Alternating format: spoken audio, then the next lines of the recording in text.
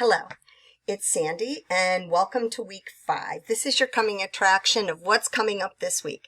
So first of all, you'll notice that you only have some readings, not from your text, but from another text, and this is about health care, insurance, and reimbursement.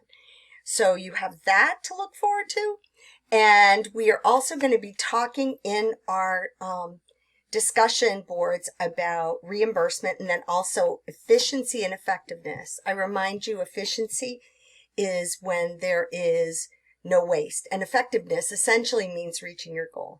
So we're going to be talking about that. The only other thing that you have due this week is to submit your video for your group. I've put up a lot of different comments about it, telling you, hey, you could do a PowerPoint, you could do a video. You do not need to do a written report. I would just say that again to make sure we're all clear. This is just a video. Either a PowerPoint that's voiced over or a regular recording, whichever you prefer. Now, 3 of you might be in different places, and that's fine. You can individually record. One person records, and at the conclusion of the recording, they say, and now I'm going to turn it over to my colleague so-and-so who's going to begin talking about this. And you do that again for the last person as well. So, or you could just have one person record. I know many people don't like to record, so if one person wants to record for the team and you're all okay with that, and you've split up the work evenly, I'm fine with it.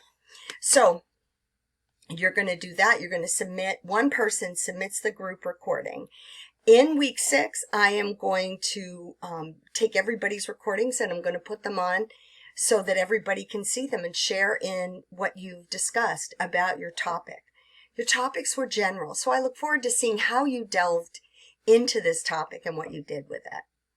I also want to remind you that coming up in week 7, you're going to have a case study. Since week 1, there have been 3 different case studies that have been in All Your Heads Up, and a template that I use that I found to be pretty effective for going through case studies. So that's what awaits you. Someone asked me how long that should be. It's probably going to be 4 to 8 pages. If it's less than 4 pages and you feel honestly you've covered everything, submit it.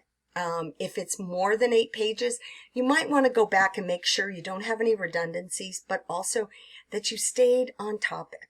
Sometimes when we get nervous, we can kind of veer off direction, and that doesn't necessarily add to the integrity of our document.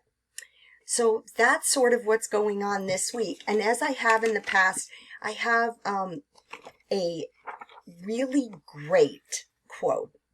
To fly, we have to have resistance. This is from Maya Lin. She's an artist and an architect. She's an incredibly interesting character.